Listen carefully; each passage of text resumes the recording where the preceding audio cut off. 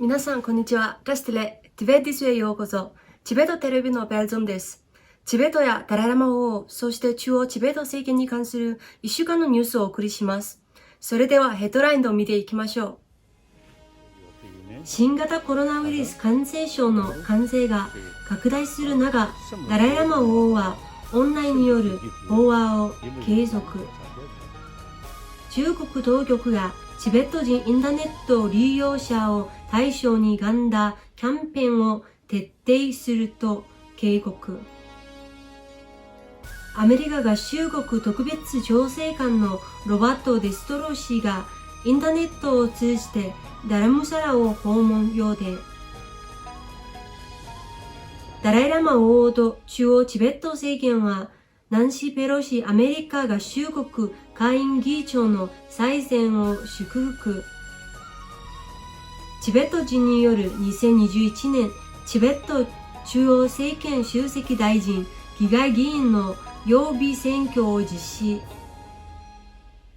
チベット医学中央評議会が創立17周年。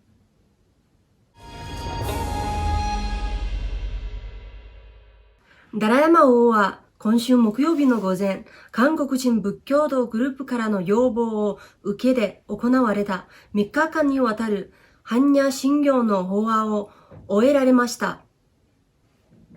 ダライラマ王は結びの言葉として、新型コロナウイルス感染症の感染拡大により、旅行や物理的な介護が制約される中、オンラインによる法話を今後も継続していく意向を示されました。また、新型コロナウイルスの感染拡大が続く中、ダライラマ王は科学者や医療従事者による新型コロナウイルス感染症の治療方法を模索する綿密な努力を称賛されました。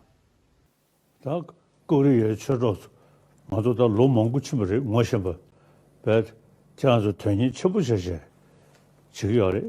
다, 그 내염다 저기 점배 하는 지 가서래. 나도 민거 스토리한테 국강의 책이 어디네다. 가다 나도 지다 심을 요동야다. 심기 뒤지 줘야지. 이모 이르잖아요. 그 자제도네. 아다는 시제도 깨시.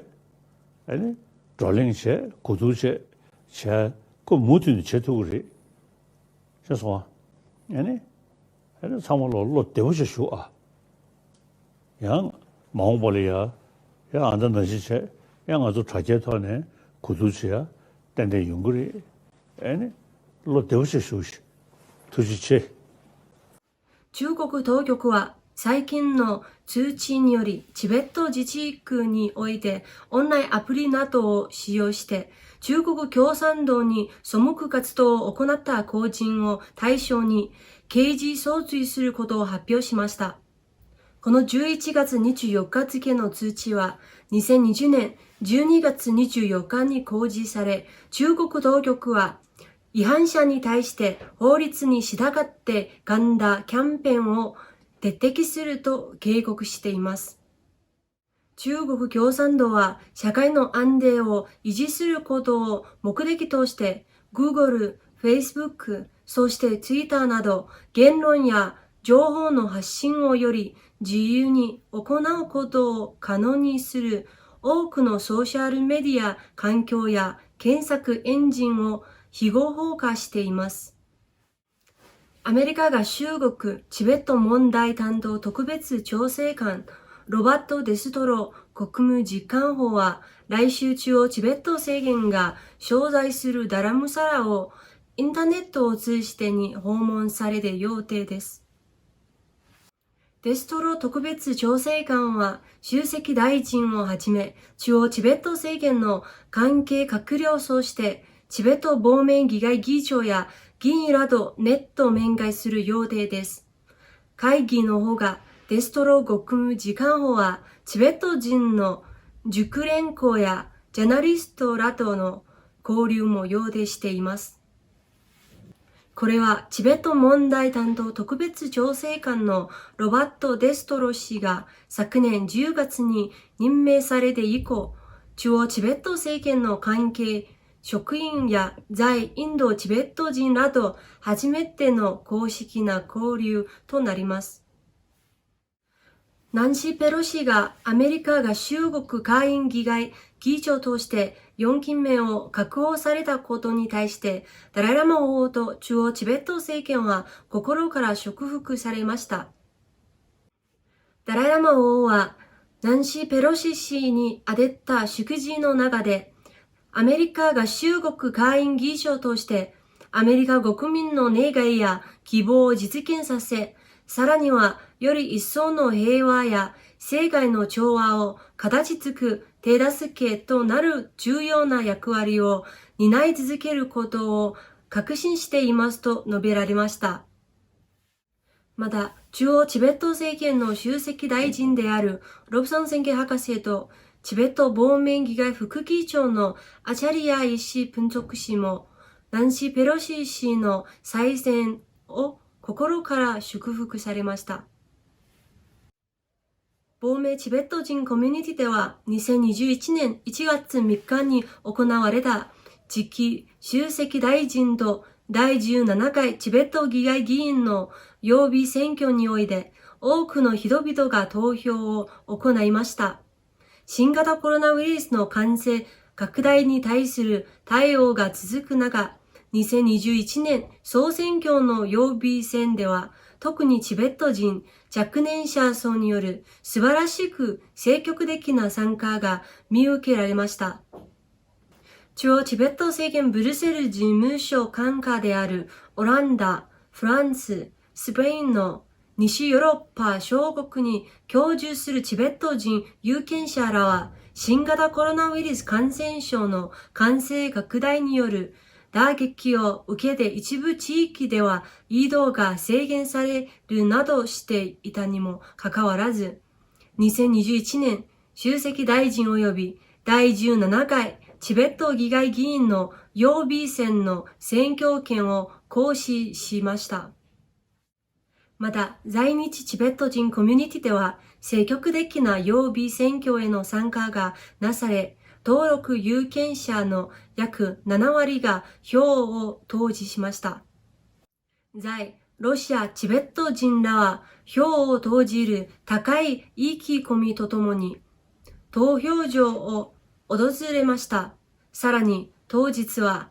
首席大臣であるロブソン宣言博士や関係閣僚らも票を投じしました。Despite the pandemic, Tibetans in almost 40 countries are taking part in the election, and young and old all are coming out and participating in the election. So this is a momentous and historic event because even though we are in exile, even though in South Asia we are refugees, but we are exercising our fundamental right. Thereby, we are walking shoulder to shoulder with other democratic countries around the world. That the gift that His Holiness has bestowed on us is being preserved, protected, and practiced by the elder generation and continue to do so by the younger generation by sending a clear message to Beijing that Tibet is under occupation, but Tibetans in exile are free and given a chance, an opportunity. We prefer democracy over authoritarian system. You might repress Tibetans in Tibet. You might implement cultural assimilation, environmental destruction, social discrimination, and economic marginalization in Tibet. But no matter what you do, the pride of Tibetans, the sense of Tibet and Tibetans is to be democratic and practice democracy. So this is a message of hope to Tibetans inside Tibet who are suffering. And they want to hear what's going on outside. We want to send a very hopeful message. Yes, His Holiness has given us democracy and we practice this fully. And that's the way Tibet should be in the future. チベット医学中央評議会は2021年1月5日、評議会事務所を開設してから17周年を迎えました。周辺で厚生省の가른 조경 원축시와 나름사라의 강진기숑이 쇼자이스를 주어 지베토 세이켄厚生省の 評議会事務所を発足しました。まだ来賓のアチャリアイエシ分属チベット亡命議会副議長はチベット医学中央評議会が編集したチベット医学に関する書籍を事実上発表しました。今週のニュースはここまでです。また来週お会いしましょう。良い週末をお過ごしください。どうもありがとうございました。